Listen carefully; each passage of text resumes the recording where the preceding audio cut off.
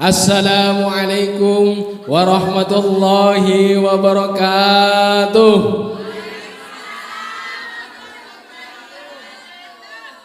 Alhamdulillah, alhamdulillahilladzi ja'ala fi sairil azmani ibratan nahmaduhu subhanahu wa ta'ala nashkuruhu ala kulli ni'matin asyhadu an la ilaha illallah wa asyhadu anna muhammadan abduhu wa rasuluh nabiyul huda war rahmah. Allahumma sholli ala Muhammad, Allahumma sholli ala sayyidina maulana Muhammad wa ala alihi wa sahbihi ajmain. Subhanaka la ilma lana illa ma 'allamtana innaka antal alimul hakim.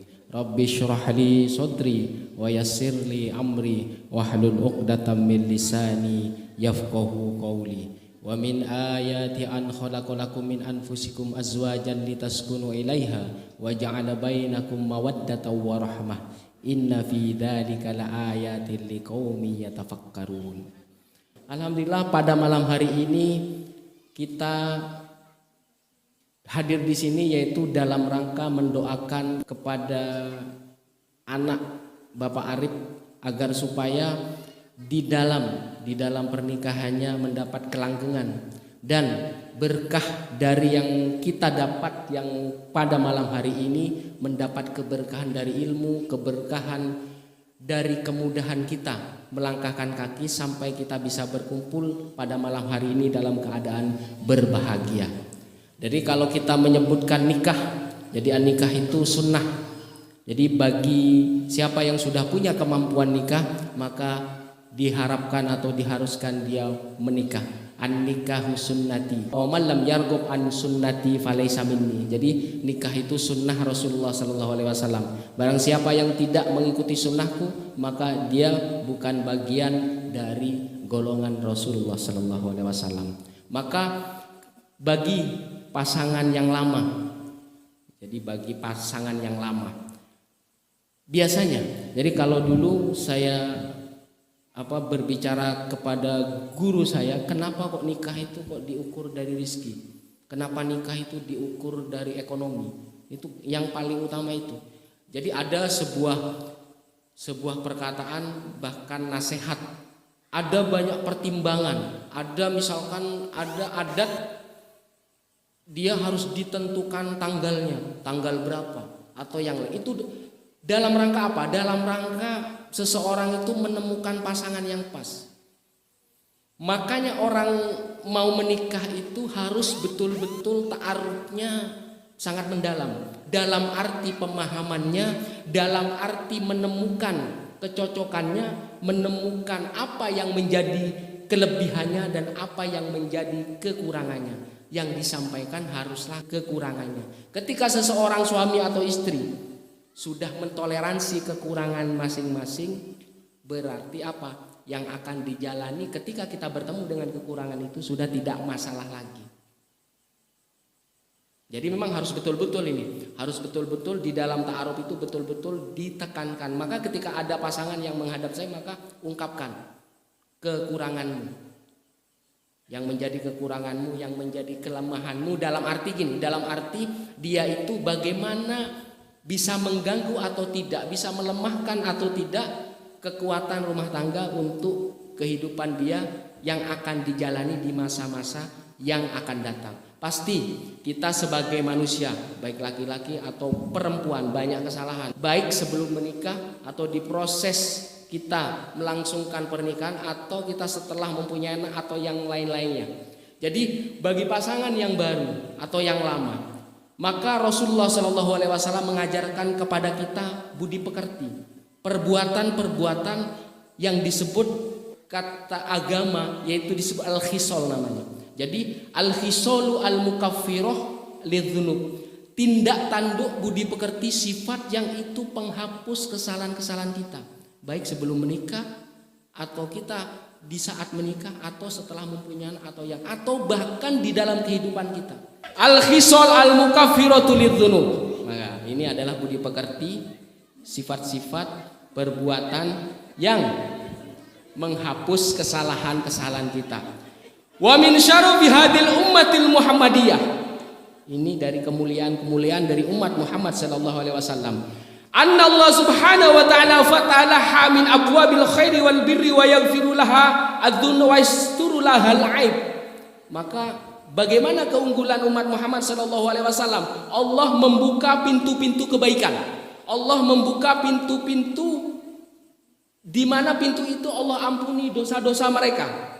Lahadzanbu wa yasturu lahal aib, dan Allah juga menutupi aib-aib. Jadi menutupi aib-aib umat Muhammad sallallahu alaihi wasallam. Aib itu bukan diumbar. Aib itu bukan diberitahu atau bukan bahan fitnah. Aib itu dia agar ditutupi. Maka Allah pun akan menutupi aib-aib orang beriman. Bagi mereka yang belum menikah itu bukan aib namanya ya. Jadi itu bagian dari doa agar kita cepat mendapatkan pasangan. Famin tilkal a'mal, dari perbuatan-perbuatan itu, yaitu apa yang menyebabkan orang itu, perbuatan apa yang menyebabkan orang itu dia diampuni. Yang pertama adalah isbagul wudu. Jadi sebelum sholat kita sudah ngambil wudu, membasuh muka, tangan, sebagian kepala, sampai telinga, sampai kaki, itu sudah penghapus kesalahan, sudah penghapus dosa. Maka itu disempurnakan. Jangan asal berwudu saja. Jadi niatkan bukan hanya sekedar wudu saja. Coba angkat kesalahan dosa yang ada di muka saya, yang ada di tangan kanan dan kiri saya, yang ada di kepala saya, atau ada yang ada di kaki saya, itu diampuni. Coba diniatkan di dalam hati itu. Karena ini adalah yang pertama isbagul wudu, menyempurnakan wudu. Maka di dalam hadis Rasulullah sallallahu alaihi wasallam, la yusbigul wudu'a 'abdun. Jadi tidak sempurna wudunya seseorang hamba illa ghafarallahu lahu ma taqaddama min dambi wa ma ta'akhkhar. Jadi bukan hanya syarat sahnya salat saja.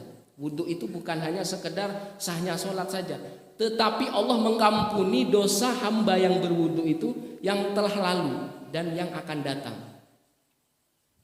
Jadi bukan hanya sekedar dia itu melakukan kewajiban sholat.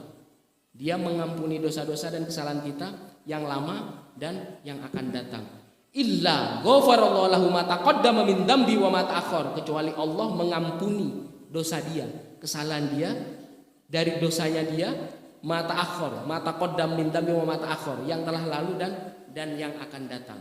Itu ketika kita pengen menyempurnakan wudhu, maka kesempurnaannya itu. Jadi bukan hanya sahnya sholat.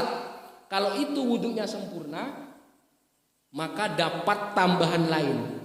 Jadi yang salah di masa lalu akan diampuni, yang akan datang juga akan diampuni. Maka sebenarnya wudhu itu adalah pembersih diri kita, pembersih badan dari ujung rambut sampai ke ujung kaki, dan juga pembersih dosa dan kesalahan. Meskipun wudhunya bukan di dalam sholat atau bukan sebelum sholat itu, maka penyempurnaan wudhu itu benar-benar Allah ganjar dengan ganjaran penghapusan dosa. Ini yang pertama. Kemudian yang kedua, wa min dzalika, dan yang lainnya, ijabatul muadzin. Ketika ada orang adzan, kita menjawab Allahu akbar, Allahu akbar. Jadi Allahu akbar sesuai dengan jawaban yang dilantunkan muadzin. Itu juga bagian.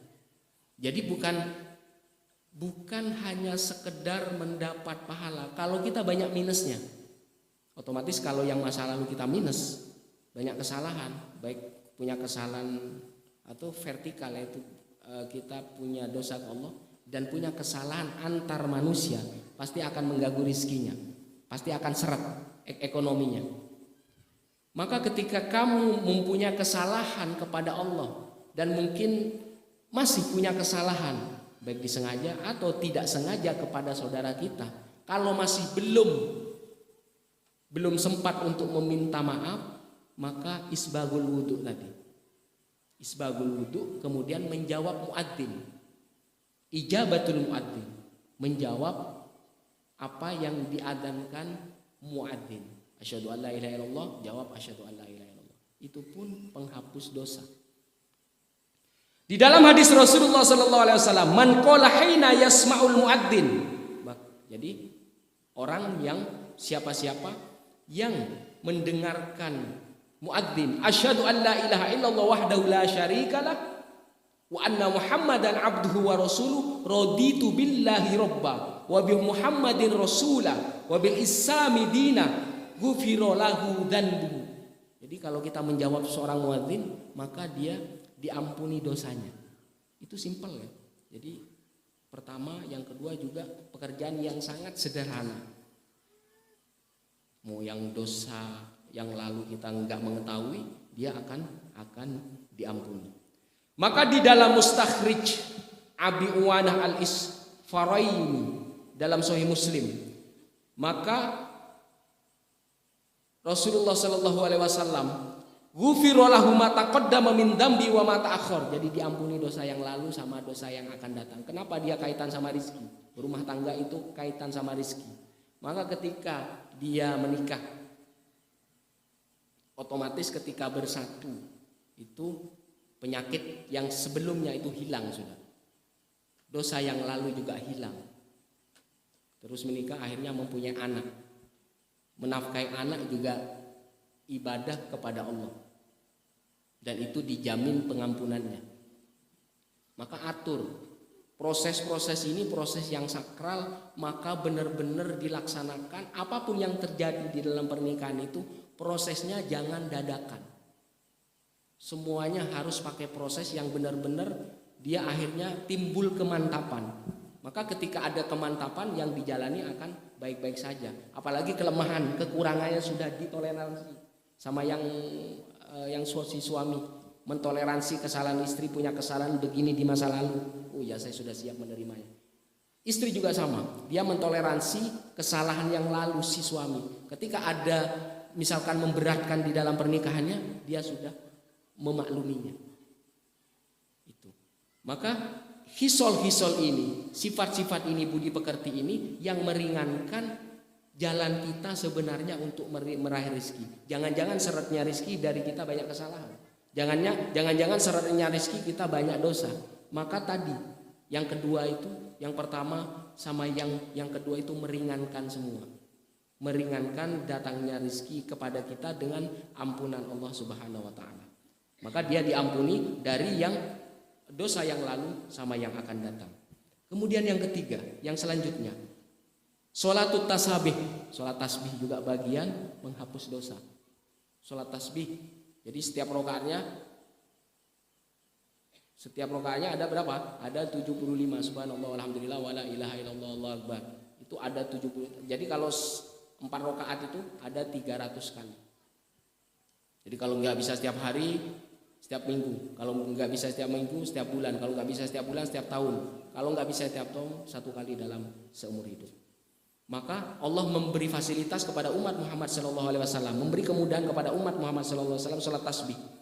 Wa fi anna man fa'ala yughfaru lahu dzanbuhu awwaluhu wa akhiruhu. Barang siapa yang melakukan salat tasbih diampuni dosanya, yang awal dan yang akhir. Qadimuhu wa hadithuhu, yang lama sama yang baru. Jadi kesalahan yang lama sama yang baru. Khoto'uhu wa amduhu, kesalahan yang enggak disengaja atau kesalahan yang tidak disengaja itu diampuni gara-gara sholat tasbih.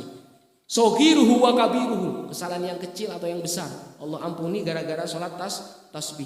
Sirruhu wa alaniyatuhu, yang rahasia sama yang terang-terangan. Kita punya kesalahan yang terang-terangan, kita punya kesalahan yang rahasia, Allah ampuni lewat sholat tasbih. Maka itulah khisol atau budi pekerti atau perbuatan-perbuatan yang mulia Allah anugerahkan agar apa? Agar umat Muhammad dimudahkan dalam hidupnya dan dilancarkan rezekinya. Dan ketika mengarungi biduk rumah tangga itu diberi kelancaran, karena faktor yang pertama paling penting rezeki. Rezeki itulah yang utama, yang pokok. Maksudnya materi itu yang kelihatan, karena dia yang membiayai, yang mentopang kehidupan dia. Mungkin dari pagi sampai malam hari. Maka ini penting. Maka ketika rizkinya lancar, maka insya Allah roda perekonomian lancar. Maka ketika ada masalah, maka diselesaikan sesuai aturan itu. Selanjutnya, at-ta'min fis shalah, hanya ngomong amin saja. Amin waladhdallin. Amin.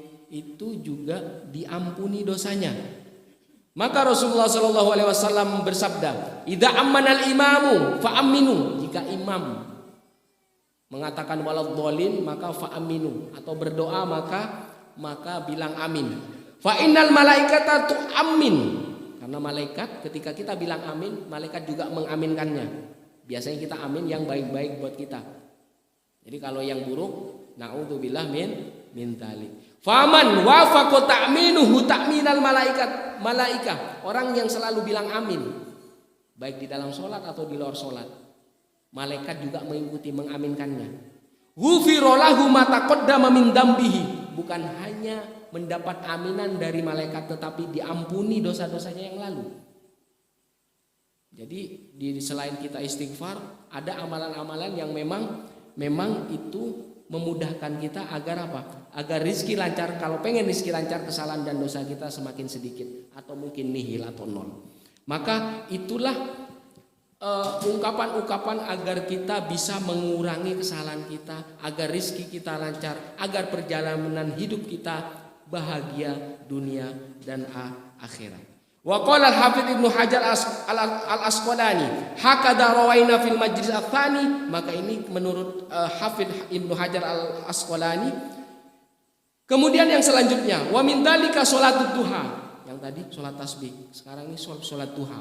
Sholat duha itu sholat setelah terbitnya matahari sampai waktu duhur. Faqad ruwi anna man shallaha ghufira lahu ma taqaddama min dambi wa ma ta'akhkhara. Jadi kalau sholat duha, dia itu diampuni dosanya yang lalu dan yang akan datang. Illal qisas, kecuali membunuh orang. Jadi kalau membunuh orang dia harus dibunuh, kecuali qisas. Meskipun ini isnadahu dhaifun jiddan, meskipun isnadnya itu sangat lemah, tetapi ini buat keutamaan di dalam kita melakukan ibadah kepada Allah. Maka enggak ada salahnya kita sholat duha, pengen rezeki yang lancar, kita sholat duha juga ingin agar kesalahan dan dosa kita diampuni Allah Subhanahu wa taala. Kemudian selanjutnya, al-qiraatu ba'dal jum'ah. Jadi setelah sholat Jumat, bagi yang laki-laki itu berzikir.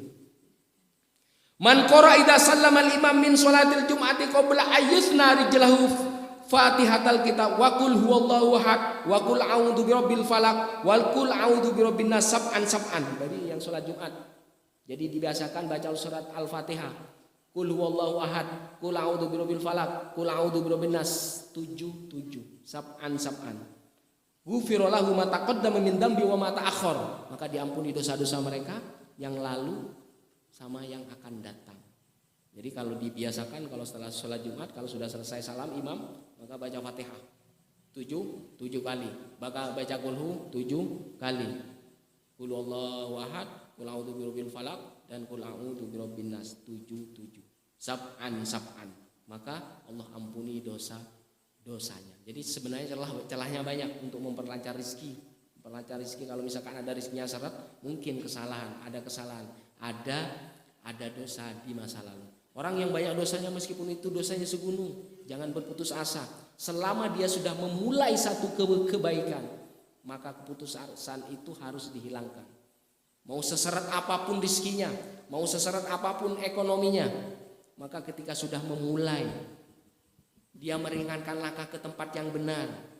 Meringankan langkah, meskipun 1 minggu sekali, 2 minggu sekali, 1 bulan sekali, maka coba luangkan agar kita ketika kita dalam kesulitan, Allah membantu dari sebab sisi itu. Maka yang saya sampaikan tadi itu bagian-bagian mungkin yang membuat kita seret atau misalkan susah, kesulitan, maka melapangkannya dengan melakukan hal-hal atau perbuatan-perbuatan yang itu menjadi penghapus dosa. Maka al-qiraatu ba'dal jum'ah, membaca zikir setelah Jumat itu juga sama.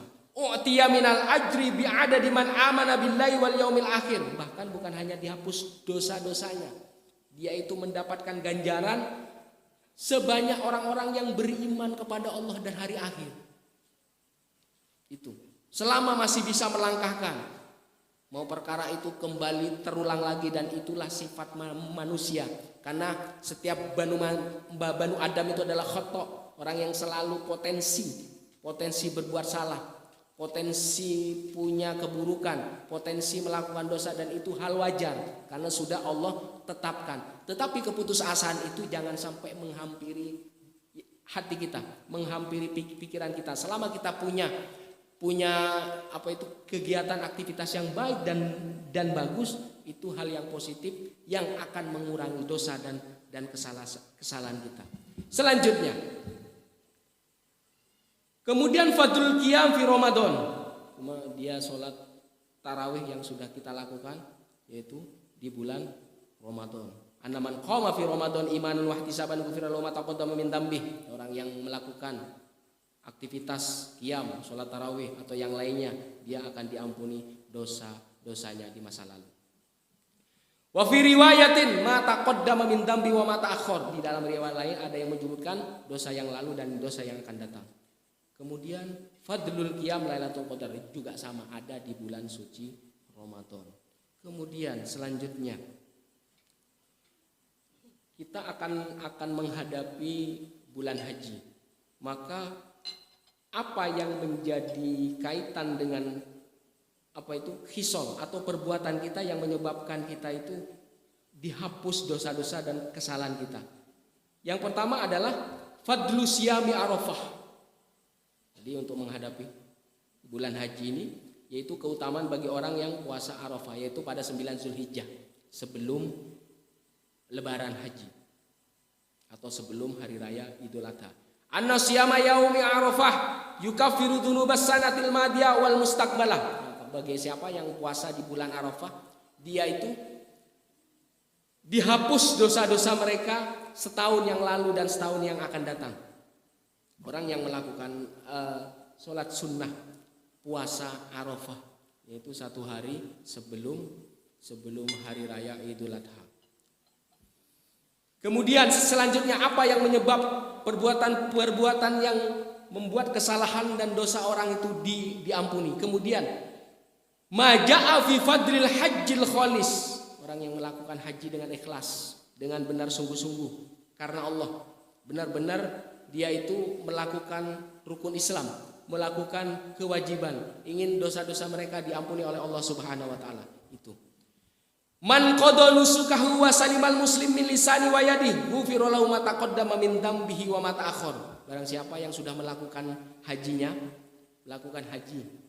kemudian menyelamatkan saudaranya dari lisannya dan tangannya. Jadi kalau orang dekat sama kita, mereka itu merasa aman, merasa tenang.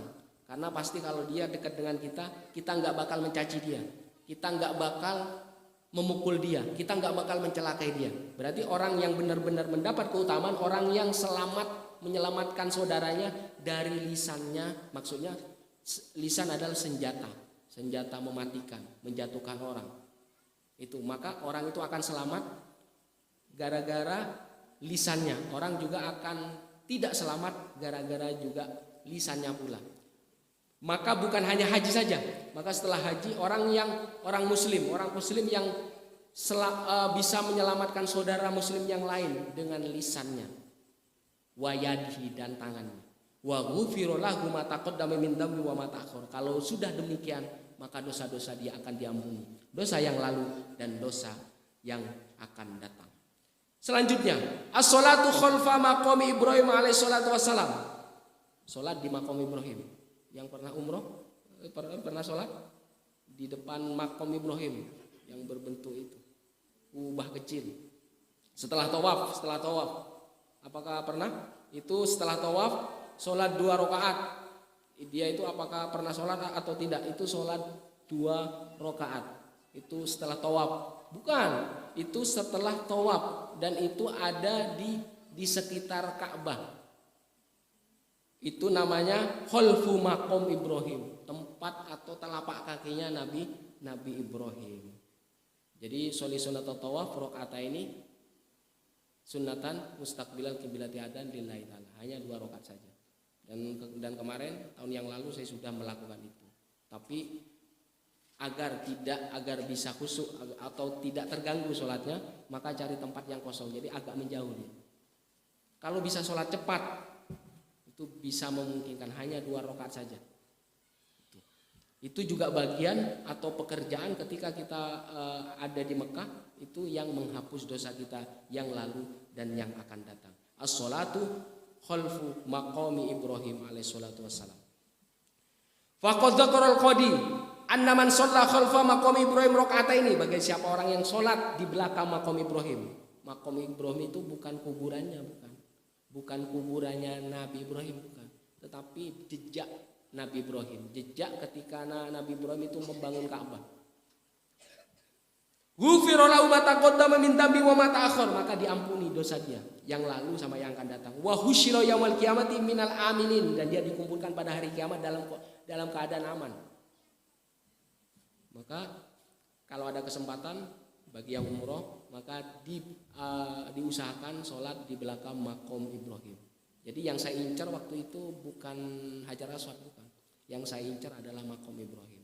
Di saat saya haji yang tahun lalu itu Hajar Aswad ditutup dia. Hajar Aswad ditutup. Berarti kesempatan saya harus ke makom Ibrahim. Karena pasti yang namanya Hajar Aswad itu sangat penuh dan akan berjubel dan banyak yang memperebutkan. Dan saya nggak mungkin akan ke sana.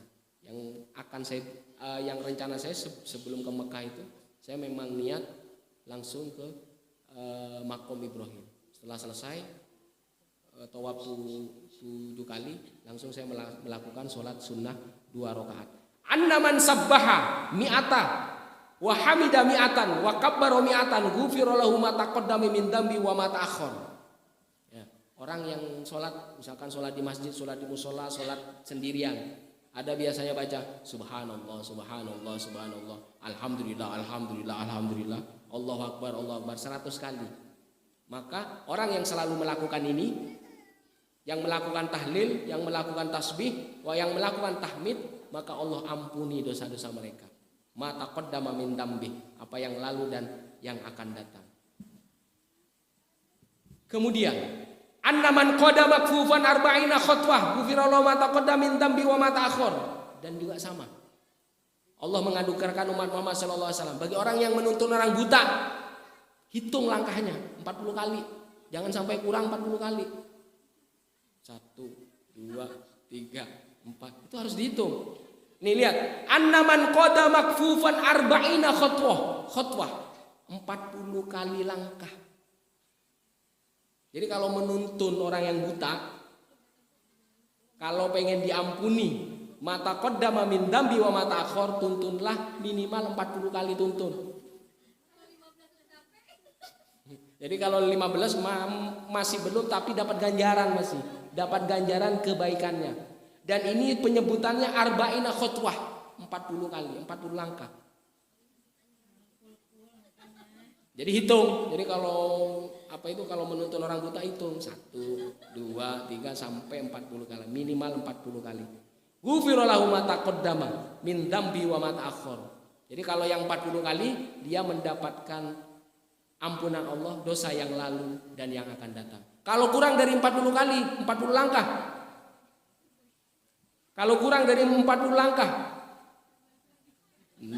tidak balik lagi. Jadi kalau kurang dari 40 langkah, berarti sudah mendapatkan kebaikan menuntut orang. Karena di sini arba'ina khutwah, 40 langkah. Berarti kalau pengen ghufira lahu ma taqaddama min dzambihi wa ma ta'akhkhar, 40 langkah minimal. Berarti apa? Intinya apa? Kita sering membantu orang yang buta kalau dia membutuhkan. Ya. Tuh. Kemudian selanjutnya, wa min dzalika fadlus sa'yi fi hajatil muslim, keutamaan penghapus dosa dan kesalahan di masa lalu dan insya Allah yang akan datang. Orang yang berusaha memenuhi keperluan atau kepentingan saudaranya yang muslim, mau berhasil atau tidak, yang penting ada upaya, ada usaha. Wa qad ja'a fil hadis, di dalam hadis Rasulullah sallallahu alaihi wasallam, anna man sa'ali akhihil muslim fi hajatin. Jadi sesungguhnya orang yang berusaha memperjuangkan saudaranya yang muslim, meskipun dia tidak punya kemampuan, meskipun dia tidak punya kapasitas, fi hajatin, dalam kepentingan, qudiyat lahu aw lam tuqda, sudah selesai menyelesaikan kepentingan orang muslim atau belum selesai, ghufira lahu ma taqaddama min dzambi wa ma ta'akhkhar, maka diampuni dosanya yang lalu dan yang akan datang. Wa kutiba lahu bara'atani, dan dia dicatat. Jadi kalau ada misalkan di catatannya ada catatan buntung misalkan atau orang apes, maka kutiba lahu bara'atani, dia akan ditulis dan akan dicatat 2 kebebasan. Bara'atun minan nar wa bara'atun minan nifaq. Bebas dari sengitnya api neraka, panasnya neraka itu bukan hanya di neraka akhirat. Neraka sini ada. Saya selalu mengatakan neraka di sini, neraka di sakaratul maut, neraka di alam barzah, sampai neraka di hari kiamat, neraka di akhirat yang paling puncak. Yang pertama, orang yang membantu saudaranya yang muslim, dia selesai kepentingannya, hajatnya atau belum selesai, dibebaskan dari 2. Yang pertama, bara'atun minan nar, bebas dari api neraka, dan bebas dari nifak, bara'atun minan nifak, dari sifat-sifat nifak. Sifat nifak itu mempersulit rezeki kita, mengecilkan potensi kita mendapatkan rezeki banyak. Jadi kalau berkata bohong, kalau dikasih amanat berkhianat, siapa yang akan mempercayakan dia? Pasti tidak akan dipercaya. Dan ini kita akan terbebas dari sifat nifak ini. Kemudian selanjutnya, apalagi yang faktor atau sifat-sifat orang yang bisa menghapus dosa. Maja'a fi fadlil musafah anin Nabi sallallahu alaihi wasallam, tentang musafahah, bersalam-salaman. Ma min abdaini mutahabbaini fillah wa fi riwayatin. Jadi tidaklah dua orang hamba yang saling mencintai karena Allah. Ma min muslimaini yaltaqiyani fayatasawfahani wa yusalliyani ala nabi. Jadi ada seorang muslim 2 saling bertemu, yaltaqiyani, saling bersalaman, berjabat tangan, wa yusalliyani, saling bersolawat kepada Rasulullah sallallahu alaihi wasallam, illa lam yaftariqo hatta yughfar lahuma dzunubuhuma ma taqaddama minha wa ma ta'akhkhar. Jadi kalau saling mencintai seperti ini, silaturahmi namanya. Bersalam-salaman, bertemu bersalaman sampai berpisah, atau mengajak bersolawat kepada Rasulullah sallallahu alaihi wasallam, kecuali Allah ampuni dosa-dosa mereka, dosa yang lalu dan dosa yang akan datang. Berarti potensi yang menyeretkan ekonomi kita, yang menyulitkan ekonomi kita itu bisa dihapus, dikurangi. Itu. Maka ketika kita bertemu di dalam kondisi dan keadaan yang bagus seperti ini, karena kebaikan tuan rumah, sampai bertemu seperti ini, saling menyayangi, saling mendoakan, saling bersolawat kepada Rasulullah sallallahu alaihi wasallam, Allah mengampuni dosa-dosa kita sebelumnya dan dosa yang akan datang. Inilah yang insya Allah, semoga Allah lancarkan kehidupan kita. Allah berkahi kehidupan kita. Yang punya penyakit, yang sakit, yang punya kesulitan, Allah semua angkat penyakitnya, dengan kita memudahkan langkah di forum-forum seperti ini. Ini adalah budi pekerti yang memudahkan kita, agar apa? Dosa-dosa kita diampuni oleh Allah. Kemudian selanjutnya, maja fi fadlil hamdi akibal akli. Ketika makan, setelah ini ada makan. Ini maja fi fadlil hamdi. Ini keutamaan kita bersyukur akibal akli, setelah makan. Sama apa makannya? Mau apa saja makannya, yang penting makan. Maka jangan lupa alhamdulillah. Fadlul hamdi akibal akli. Keutamaan orang yang baca alhamdulillah, yang bersyukur akibal akli, setelah makan. Maka Rasulullah sallallahu alaihi wasallam bersabda, "Man akala ta'aman tsumma qala alhamdulillahilladzi at'amani hadat ta'am wa razaqanihi min ghairi haulin minni wala quwwatin, ghufira lahu ma taqaddama min dambi wa ma ta'akhkhar." Jadi Rasulullah bersabda, barang siapa yang makan ta'aman, mau apa saja, mau makan apa saja, tsumma qala, setelah selesai makan, alhamdulillahilladzi at'amani. Jadi itu ungkapan syukur, memuji Allah yang memberiku makan, hadat ta'am, yang memberiku makan, yang memberi hadat ta'am, wa razaqanihi, yang memberi rizki dengan lewat ta'am ini, lewat makanan ini, min ghairi haulin minni, bukan dari usahaku ikhtiarku hanya kecil, wala quwatin, dan bukan kekuatanku melainkan kekuatan Allah. La haula wala quwata illa billah. Ghufira lahu ma taqaddama min dambi wa ma ta'akhkhar. Maka Allah ampuni. Jadi kalau kita alhamdulillahilladzi at'amani wa saqani wa ja'alani minal muslimin. Jadi kalau bersama-sama alhamdulillahilladzi at'amana wa saqana wa ja'alana minal muslimin. Maka ketika kita selalu mendoa, mensyukuri apa yang kita makan, setelah makan kita berdoa, maka Allah ampuni, Allah hapus kesalahan kita. Mata qaddama min dambi wa mata akhir, dosa yang lalu dan dosa yang akan datang, meskipun hanya sekedar makan saja. Kemudian selanjutnya fadlut ta'mir fil Islam. Ini umur ya. Ini keutamaan umur di dalam Islam. Ini umur, ada umur 40, ada umur 50, 60, 70, 80, 90. Wa qad ruwiya anna Rasulullah sallallahu alaihi wasallam bersabda, "Idza balagal mar'ul muslim arba'ina sanah." Ketika seorang pria, wanita sudah mencapai umur 40 tahun. Sudah capai umur 40 tahun. Sarafallahu anhu talata anwa'in minal bala. Allah akan menghilangkan 3 jenis bala, cobaan. Akan menghilangkan itu. Berarti akan menghilangkan potensi buruk. Ada 3.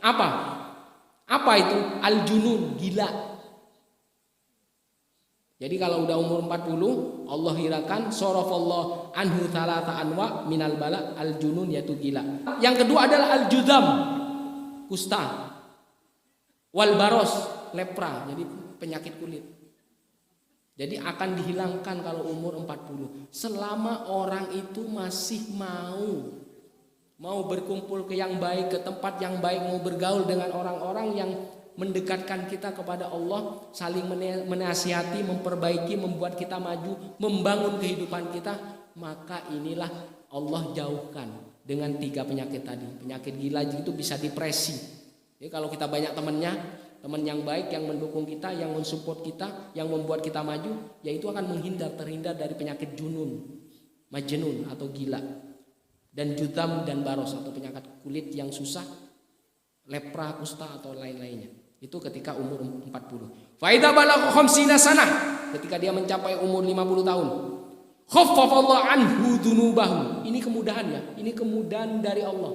Pasti ketika umur itu Allah akan turunkan anugerah ini, maka ambillah. Orang yang enggak mengambil ini, maka ya sudah akan asal melewati umurnya saja.